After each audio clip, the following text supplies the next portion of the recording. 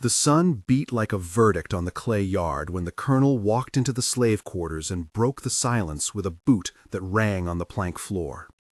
Dust and sweat hung in the air with the smell of cooking fat and the faint metallic tang of old blood, and for a moment even the rats stopped. Isabel sat on a low stool holding a worn scrap of cloth that smelled like tobacco and river mud.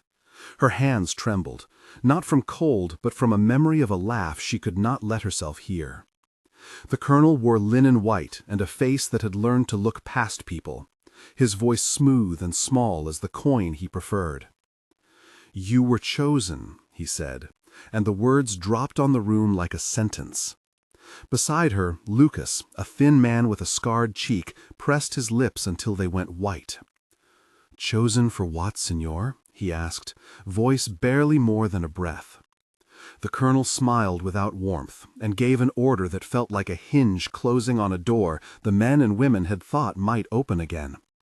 That first image fixed everything. The scent of stew, the scrape of a spoon on a pot, the sharp clank of an iron clasp. It was a choice not of freedom, but of visibility, and visibility would cost someone dearly. If this opening tightens your chest, leave a like and stay with the story. It is not only Isabel who will have to answer the question of how to be human when a man of rank decides who will be seen. The journey to that morning had been slow and grinding like an old wagon wheel. Months before, Isabel had been taken from a riverside hamlet where children ran with bare feet through tall grass that smelled of lemon when the winds came in off the water. She remembered the cradle song of her mother, and the way her little brother Manuel had hidden the best of the sweet potatoes for her. Then came the captation at night when men in coarse coats had whispered names into paper, and the cart carried them away. The transport smelled of wet animal and fear. The ropes chafed skin until it felt raw, and the talk in the dark held the taste of nicotine and regret. "They said the colonel wanted someone who could stitch and sing," said Beatrice one night, voice rough as burlap, pressing a small piece of cassava cake into Isabel's hand. Manuel, younger and quieter, put his head against the rough wood and said nothing, but kept one small coin hidden in his mouth like a prayer. On the road, they passed carts stacked with hides, and the faces in those carts looked like drained coins, heads turned away from the world. At a wayside inn where the air smelled of stew and wet horses, a stranger called Antonio told them about a rumor of work in the colonel's house that was not like the sugar houses of the coast. "If you can sew and keep your tongue," Antonio said, tapping his forehead, "you might get a roof that leaks less." His voice was small but determined, and when he spoke his fingers moved as if stitching a future into the dark. The group, which had once been a dozen, thinned to 8 by the time they arrived, each person carrying memories like stones. The road left scars of heat and dust on their skin, and made their mouths remember the salt of river water and the sourness of unripe fruit. At night, some sang low songs of home to drown the sound of cartwheels, others whispered names of saints they had been taught by grandmothers, and all of them kept a part of themselves folded away like a letter. "We do not forget," Lucas hissed one night while the others slept. "We only learn when to open the fold." The colonel's estate rose out of the flatlands like an accusation, a compound of white walls and corrals that smelled of horse and fermenting hides. The work there was sharp and arranged by a hierarchy that had its own teeth. In the tanning yard, the air tasted of lime and rot, and the sun threw shadows like lashes across the men's bent backs. The overseer, a man called Tomas, wore a chain on one wrist and a watch on the other, and he moved through the work like someone checking off a ledger. Near the smokehouse, the capataz named Canto shouted orders that echoed like cannon, and 2 women, Felipa and Rosa, bent over a pile of salted meat and threw down brief looks at the newcomers. "This place takes what you have and asks for more," Felipa said once to Isabel, touching the thread Isabel held like a talisman. The panes of the workroom were smeared with dust. A fly buzzed against the glass and left a glitter on the sill. It was in that claustrophobic geometry of labor that people learned to measure one another for allegiance and for danger. Names were everything and nothing. Someone like Padre Joaquim came through once a month to count souls and promises, bringing the smell of wax and ink into a place that smelled of iron and sweat. Despair made itself a companion, but small mercies persisted in the form of shared tobacco, a furtive crust of bread, a whispered joke. "If they think this is where we end," Rosa told Isabel, pressing a thumb to a seam, "they have not learned our stories." The community around Isabel was brittle but real, and even under the colonel's attention, it began to hum with a low, dangerous hope. If you are feeling that tightness in your chest now, know you are not alone. This story reaches into wounds that many carry and asks a simple, heavy question. Tell us in the comments with a single word what you would do if you were the protagonist of this tale. Type only one of these words: run, endure, resist. Your answer is not merely opinion. It helps build a chorus of perspectives that honors choices people have had to make. Your single word will be read here and will help shape the next stories we tell together. Now go back with us to see how a small circle of allies turned a cruel public selection into the seed of a dangerous plan. Friendship and a quiet tenderness began to thread through the quarters after that. Isabel learned to mend shirts and hem curtains under the patient eye of Rosa, who had once worked in a city house where the elders said there were books that smelled like rain. Their conversations were stitched with small gestures. "What do you keep hidden when you sleep?" Rosa asked one evening, pinching a stray fiber. "My brother Manuel sings sometimes, and I pretend I do not hear," Isabel answered, and the sound she made was almost a laugh. Rosa filled empty jars with herbs and dried lemon rinds, and she kept for them a bowl which she said brought luck. Antonio taught Manuel how to weed simple letters scratched on a tin, and Beatrice traded a small extra ration of cassava for news carried by a driver who had relatives in the town. There were 6 exchanges in their nights, where each answered deepened trust. "One day we will not bend," Lucas whispered, fingers curled like a bird. "How will we carry that day?" Manuel asked, eyes huge and bright. "We will carry it like bread," Antonio said, "and share it so it feeds more than one." They planned quietly, using the language of work, hiding messages in hems, timing the wash of one set of shirts to mean a moon would be ripe for leaving. The quarters air held scent memories of coffee and smoke and the metallic note of iron, and sometimes the sound of an old fiddle player named Nando set them all to remembering dancing under a moon they could not name. These confidences tasted of salt and sugar, and in them they practiced bravery like an early step. The plan took shape like a garment being measured and cut, full of small exact details and the fear of seams coming apart at the wrong moment. "We slip at midnight when the wind is east," Tomas said one night, running his hand along a map scratched on a piece of wood. "Meet by the old mill pond. The guard at the south gate sleeps with a bottle under his bed, and his lantern is never lit." "What about the patrol dogs?" Beatrice asked, thumb worrying a loose thread. "We cover them with the sacks from the tannery," Rosa answered. "What about money?" Manuel asked, voice thin. "We have 1 coin from the driver, enough for a ride and a new name," Antonio said. The conversation became, "And if someone refuses?" Lucas demanded, cheeks tight. "Then someone else takes their place," Isabel answered, not without a tremor. "I will not watch you be chosen while I hide my hands," she said. And the room smelled of wet earth and old tea as everyone responded with a nod or a held breath.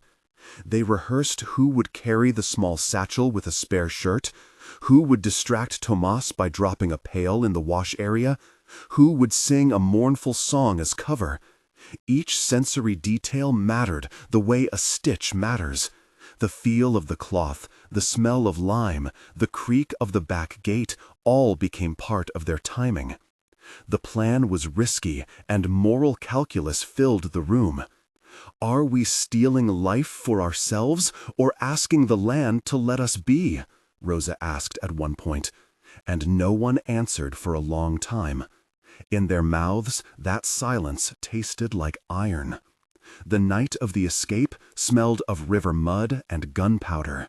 They moved with the careful silence of people carrying wrapped glass, every step measured against the sound a boot made on the plank.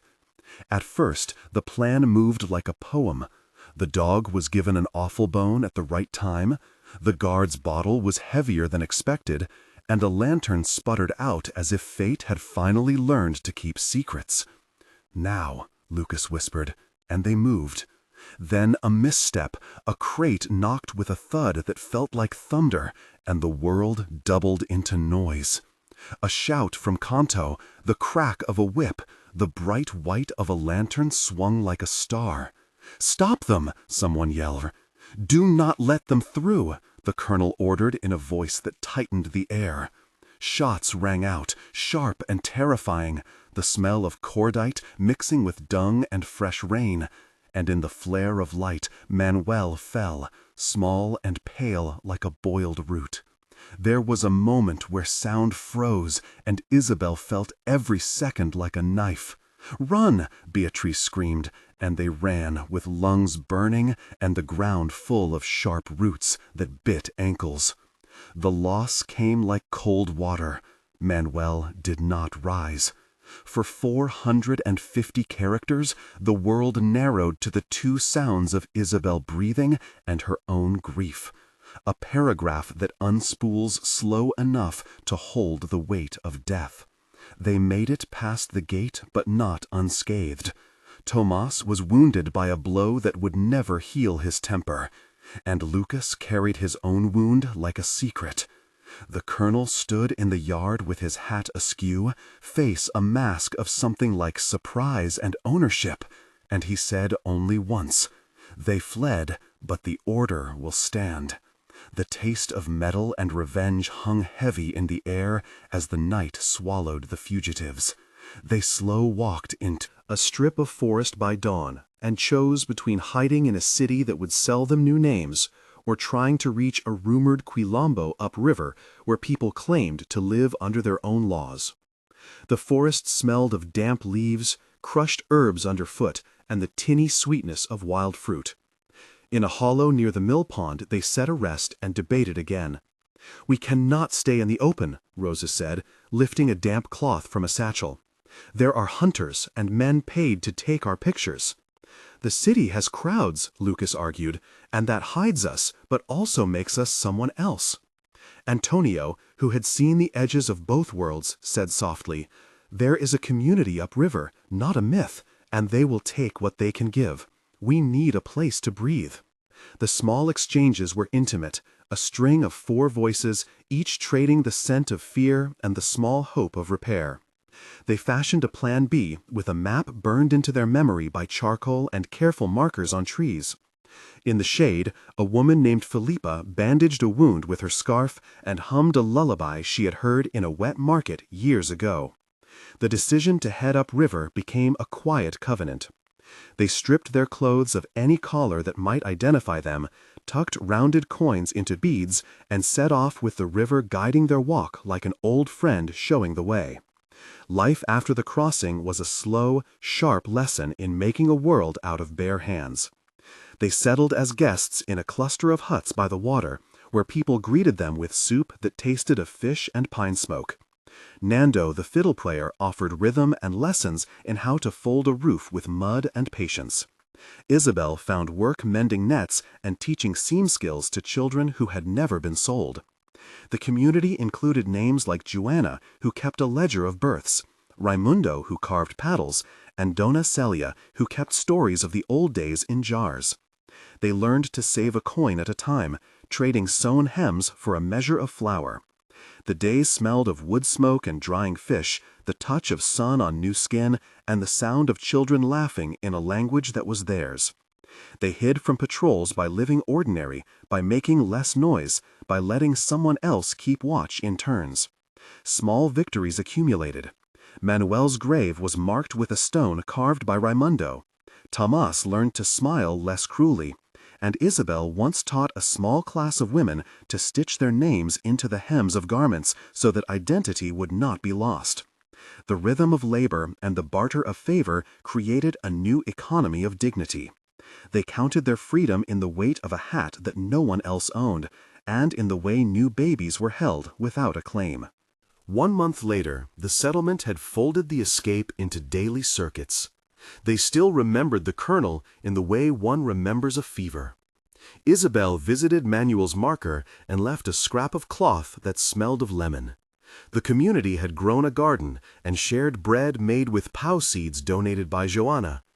There were talks of a network to help others, and a man named Elias who had connections to fishermen agreed to take messages upriver.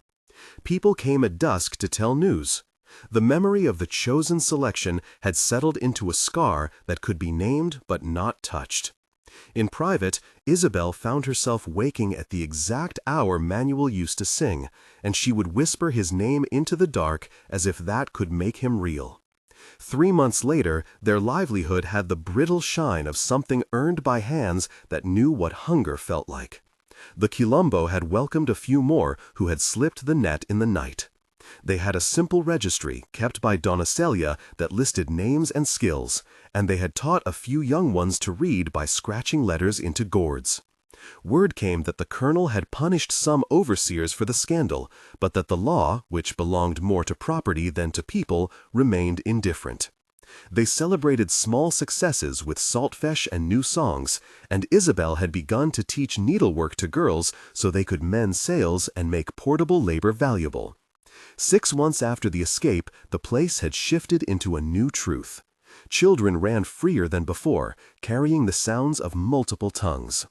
Joanna had a son who would one day tell the story of a woman chosen and the consequence of that choice. The river had given them more than passage, it had given them a way to trade and to be remembered. A visitor from a nearby town wrote a note and brought paper, and for the first time Isabel held a letter that recorded a name no man had written for her. The settlement had organized a small school under a tree, and people from several villages came to hear stories of the night when a group decided to invent their own future. The colonel's name still carried a cold note in conversations, but his hold loosened as more people learned to stitch a life not for sale. Memory had turned into law of a different kind, the kind that is kept in hearts and in the repeated act of teaching a child to read. This is a story of a choice that cost a life and bought a future. From the clay yard to the riverside huts, Isabel moved from being the chosen to choosing. The legacy was concrete in the graves and practical in the gardens, but most of all, it was a habit of telling. Remembering why they ran mattered as much as the act itself. If this tale touched you, if you feel the weight and the possibility, subscribe and help keep these voices alive so they can be heard by more people. Do not let memory soften into silence. They survived by sharing, by naming, by making a life out of small acts of courage. The last thing Isabel taught the children was a short line she said had come from her mother. "Speak it aloud," she told them, and the children said together, "You are not for sale."